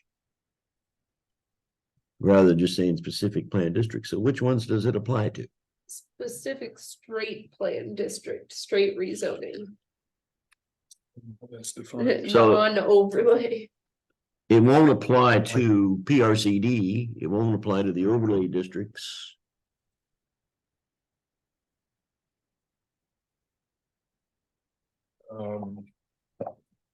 Well, that's what the 519.02. I'm not saying this is the answer. Cause there's probably a way to make it more clear, but that's what the 519.021A reference is in that first paragraph, because your overlays are 021C. I mean, a separate sentence could be added that says, for the purposes of this resolution, this process shall apply to the following plan districts. PRD. We have that, yeah, we have the PUD. Play RD. PID, PCD. It's gonna, This is another situation where this may be adopted and apply before all those other changes can be. It's gonna be hard to make this and then go into all those other plan districts and about the procedure. You know what I mean? It just feels like you might move forward with this before you pull it out of those others, so. yeah, We have it ready. Yeah, but maybe Well- you don't want to mention all those yet until you've actually updated those other. okay. districts. No, I'm with you now. So so at this point. If we move this forward and we propose it to the trustees to be adopted. What districts will it be applicable to? Just the PRD? Because we're going to be bringing that one forward at the same time. Hearing the discussion and thinking that you would move forward with this big chunk. I would say at first, yes, it would only apply to PRD. Then maybe your next chunk would be to update those other planned districts and then update the first paragraph of this Okay, at the same time to pull those under it. Does that make sense? and then it could be basically modified a second time. Yeah, it's just like kind of what we're doing with home occupations. Yeah. They'll be in the back. And then when those others get updated, then they're automatically. Okay. That clarifies for me that I was not sure how that was going to work.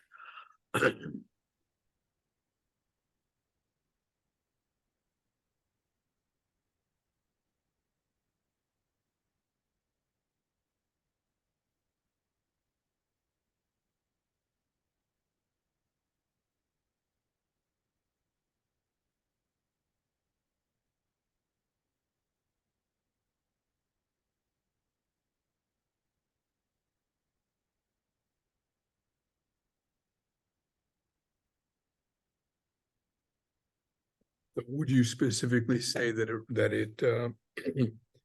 it applies only to article whatever PRD? And leave it at, and simply At this point, I think that we should, read, and reference that specifically. That's the note I just wrote. and then to go back and to update the other 3 articles. And that way there's no confusion if something comes Yeah. in the meantime. And those should be fairly, take out the same process from each one of the 3. Yeah. And simply reference is section 23. Hmm.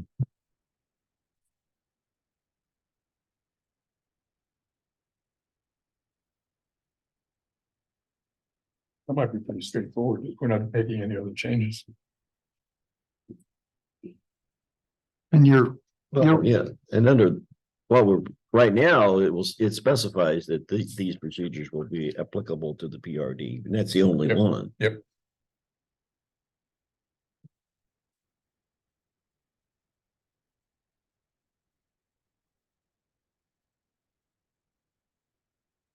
Okay, yeah, you do have 2 different overlay procedures. One is for the conservation subdivision and one is for everything else. right.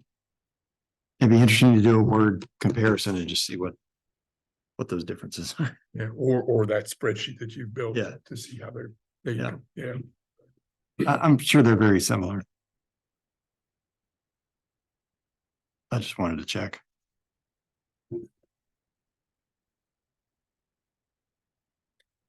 And if, maybe it makes more complicated than it needs to be, but if the resolution is only going to refer to the PRD, you still want to take out the word residential. Because when we go back, so where it says, like in 3202, it says planned residential district and you struck residential. Oh, But that would have to, if you put it back in, then we have to remember, yeah, we gotta take it out again. And I'm not sure it's worth all that rigmarole. yeah, I think just taking it out. That's fine. Now, taking it out now. Yeah, and just refer to the PRD as.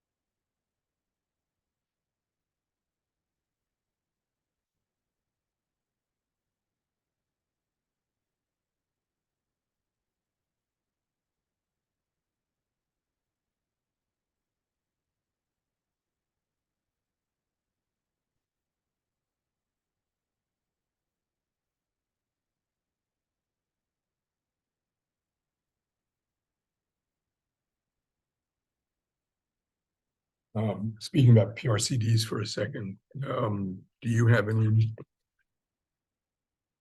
insight into where that is headed right now? Where they stand on? That one development. I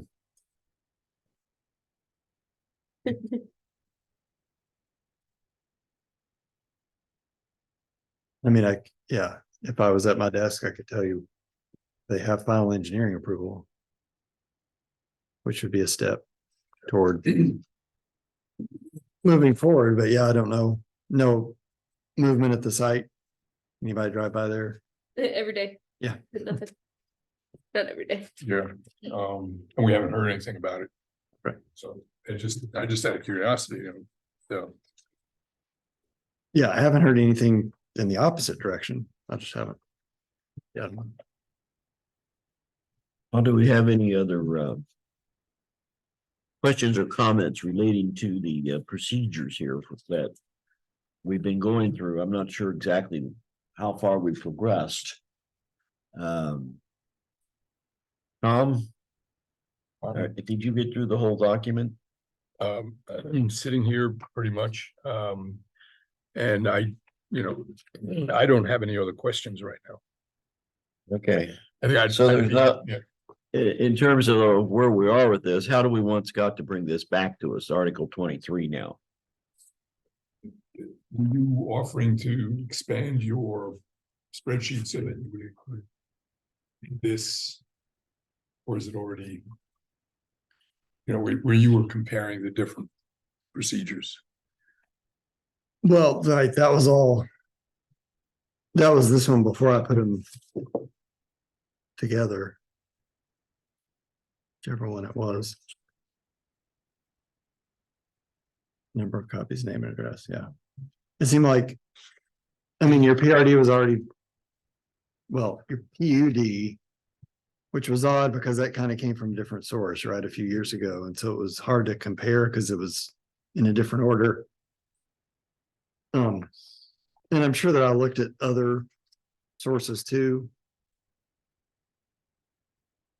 And tried to combine some things together. I mean, I think that's basically what I went from. I'm sure I sent that at some point and I can send it again. Do you have the date on that?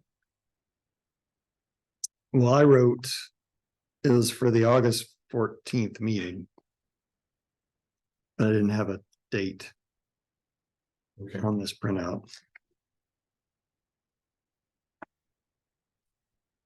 Actually, I have add date at the top of the page. But it was a spreadsheet that you shared with us for the August 14th meeting. Yes, So- and this was just for the application procedure. Yeah. So just these things that have to be included, not. I mean, the development standard seems to be like, that would be the more. The kind of stuff that you guys should. Think about the most, and that. I haven't usually done a table based on things that are proposed. I wait until they're. Done or, compare things that are in place already.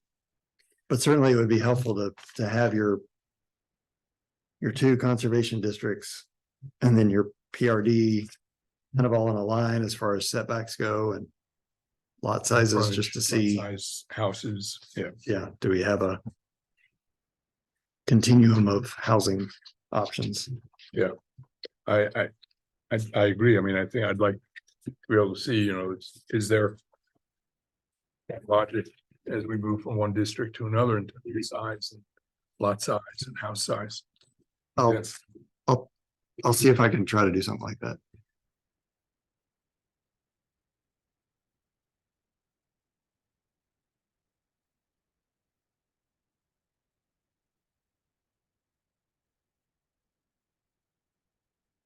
I mean, I probably already have a version. I just need to add proposed districts just to what's already existing.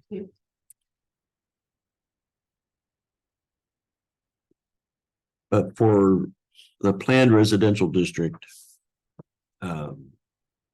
Article 11. Like, at this point. Rather than, I'm trying to think in terms of, Scott, as you make these changes, do we want him to continue to show with strikeouts in red? I think if we've gone over them, just change them to black, just put them in and, That's where I was heading. yeah. That. But we have deleted this whole section here. But when you redo plan the PRD for Article 11. So. There won't be any need for strikeouts or red in the next version that you send to us. It'll be a clean copy. Yeah, it'll be a clean document And for are for your, Article 11. I'm happy to do that. Are your trustees comfortable receiving it that way? Um, Cause I don't want to go down the road and then somebody say, oh, well, yeah, we'd like a markup. They've now." typically not been comfortable with strikeouts and red ink. Yeah, I can see They it just both wanna have- ways. What am I looking at? Depends on when this goes through too, because we'll have one new trustee, so Yeah. who knows what he would Okay. prefer.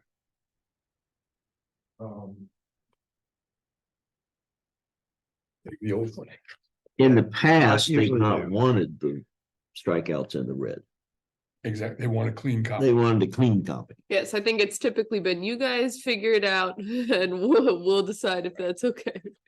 So that'll get us to the point where we start saying, okay, here's Article 13. And then with Article 23, we're ready to do the same thing.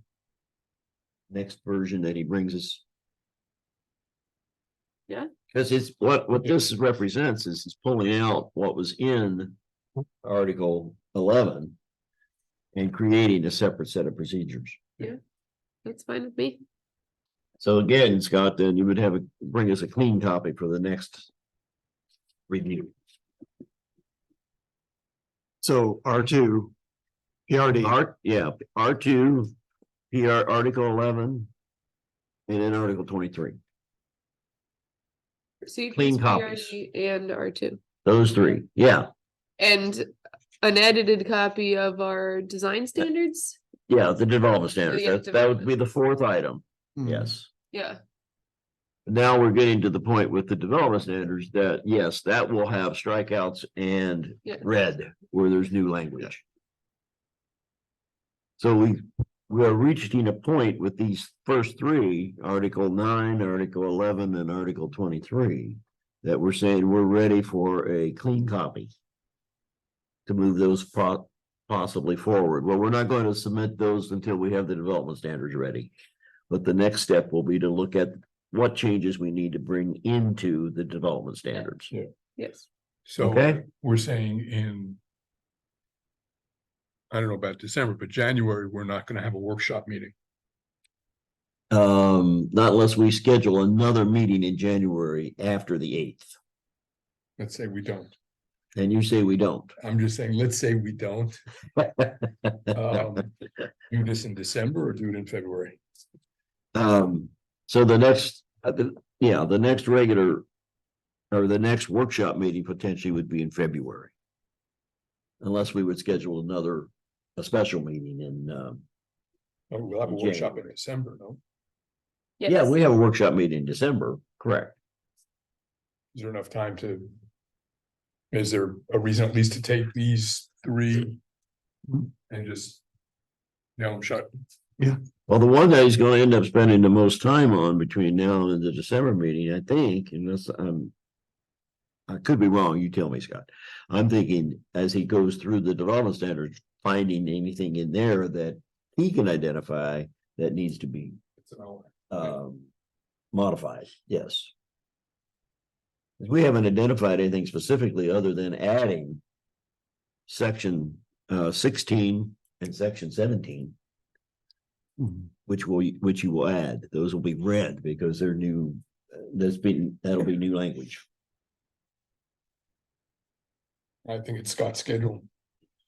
What? and what day, is that the 11th? In December, yes. Yes. Yeah. Second Monday in December. And then unless there's a reason or a request to schedule another meeting in December, in January, at this point, we would not have another workshop meeting until February. February 12th.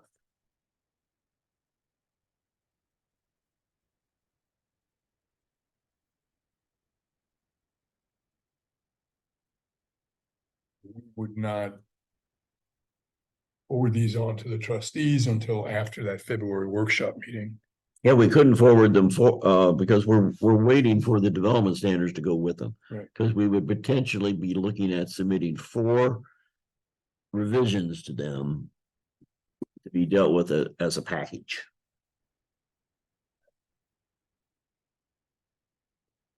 So that would mean we wouldn't be submitting anything to the trustees, certainly not before March and maybe not even at that time, unless we move it forward rather quickly. We'll see what happens in December, though. Maybe we're not looking at that many changes in the development standards.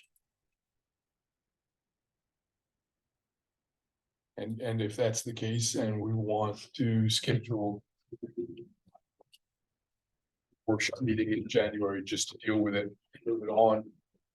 Maybe, quick meeting and vote on it and send it to the trustees. Would we vote on it at our normal January meeting if we don't have a bunch of other things going on, a bunch of other hearings? Sure, we could. It doesn't have to be a scheduled special meeting. I mean, look, in terms of looking at the calendar, I don't even know how many Mondays there are in January, just 4. Doesn't be, it's not one of those months where we have 5 Mondays again. It is a 5 Monday month, Oh, we're It excited. is. but a the 5 first one, Monday month. the first one is a holiday, so. Yeah, it's a 5 Monday month. Yep. And we're having our first meeting on the 8th. Yes. We could schedule a meeting on the 22nd. I say let's see how things go first and see if we have a bunch of hearings for January. And if we don't have a bunch of hearings for January, then maybe we can just vote on it at that first meeting. Depending on how far we get in December. Yeah, so let's the December at least workshop. wait till after then and decide. We'll make a decision about an additional meeting in January at our December workshop meeting. Yes, yes. But for now, if everyone would keep in mind that the January the 22nd would be the choice, the date of choice. It avoids conflicts with any other meetings because it's the 4th Monday of the month. Yeah. Okay. Scott, if we decide to have a special meeting on the 22nd, decision would be made when we meet on December the 11th. And you'll be at that meeting. But he wouldn't need to be at our one where we vote on it, right? If that's all we're going to be doing, Yeah. unless that's correct. And you're welcome to join us, but But if we can pull this together quickly enough, the development standards. Because when we meet in December, that'll be the primary. What we spend most of our meeting dealing with will be the development standards, because we've basically, what we're saying is we're finished with these other 3. Yeah. All right, Scott? Yeah. Very good. Thank you very much. One question, maybe while you're still here. Is anybody going to the township officials training? I looked at that agenda and I thought, I don't want to spend all day dealing with what they've got on their agenda. I didn't even see the agenda. Good, okay. I'll So- trade someone. If you want my 2 kids, I'll go. Let me think. Yeah, it's sunshine law and There's only gonna be about, as I looked at it, maybe an hour and a half that really is pertinent to zoning. it was what a plan district is and how to, Yeah, what these overlays are all about. It's like, Hey, but nobody's I- standing at your feet saying, Mom, Mom, Mom, over and over again. but most of it, the focus seemed primarily to be on, public meetings and, records control, that kind of stuff. It didn't seem to be that oriented toward zoning this time. I want to be there? I want to do something in the spring. Well, that's Geared- good. Geared toward zoning, We'll maybe plan even on a attending series of yours. things, so. I mean, not that you, don't tell the prosecutor I swayed you one way or the other, but Yeah, I was kind of disappointed when I looked at that agenda that they sent out. I didn't even bring it up because of that, Yeah. primarily, I guess. I didn't see the agenda, so I just added it to my calendar and I said, am I supposed to RSVP to this? Oh, well. I guess they didn't, I don't know why I got it and everybody else didn't. Jody, did you get it this time? I think I got it. I think I did get something and it looked like it was just basically for new trustees. Yeah, that's what it looked like to me. She had same reaction I did when I looked at their agenda. It was trustees and fiscal officers. That's what the primary focus was for the agenda. Okay. Okay, okay. I think, Scott, that's it. Thank you. So we'll plan on the 11th and the development standards will be the meat of our meeting. Could I just mention that, I know Scott has mentioned a couple of times that development standards is where you find things like vibrations and odors and whatever, all that external stuff. I don't think that's actually in our development standards, but it probably should be. Yeah, So as long as you're adding limited home occupation. And if you think that sort of thing should be in development standards, then Yeah. we need to figure out how to put it in. Yeah, I think I did. My printed copy had a reference to it, but then I didn't have that section, so I think I've done that. I'll include that when I send you. Okay, Is it, the draft you're gonna bring to us in And December? I would still have red for what's new. yeah. Okay, And that'll be section 16 is limited home occupation and the vibrations will be 17. Yep. Okay. All right, Scott, thank you very much. We'll Sure. see you then in December. I'll get something in your hands before then, Yeah. so.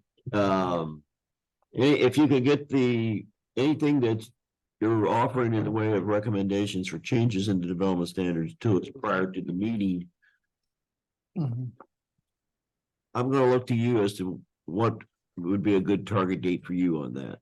Our meeting will be December the 11th. Yeah, I don't know that you may take something with you at that point. I don't think that you'd be dealing with anything new at that point. Do you think so? Yeah, we'll spend our time going through what you bring to us. Okay. And if you get it to DG, Uh-huh. then she can run off the copy, so we'll all can have a hard copy and we'll go through it Okay. at the meeting. Okay. I'll glance at the other sections and see. Right. And if we're not making a lot of changes, potentially we can move it forward pretty quickly in January. Otherwise, we may have to schedule another meeting in January. Okay. All right, Tom says no already. thank you. Okay, sure. Sounds good. All right, Safe trip home. thank you. Thank you, you too. Thanks, good stuff. I have nothing further for tonight. Well, then I make a motion, we adjourn at 9:32, so close. Second. If we go past 9:30, I kept looking at that clock. It is 9:32, sorry. That's okay, 2 minutes, I won't give you too much heck for it. Not this time. A motion and a second to adjourn. Any further discussion? Hearing none. All in favor, aye? Aye. We are adjourned. Thank you, DG. Alrighty, And it was 9:32, like she said. 9:32, yeah. alrighty. Okay. All right, well.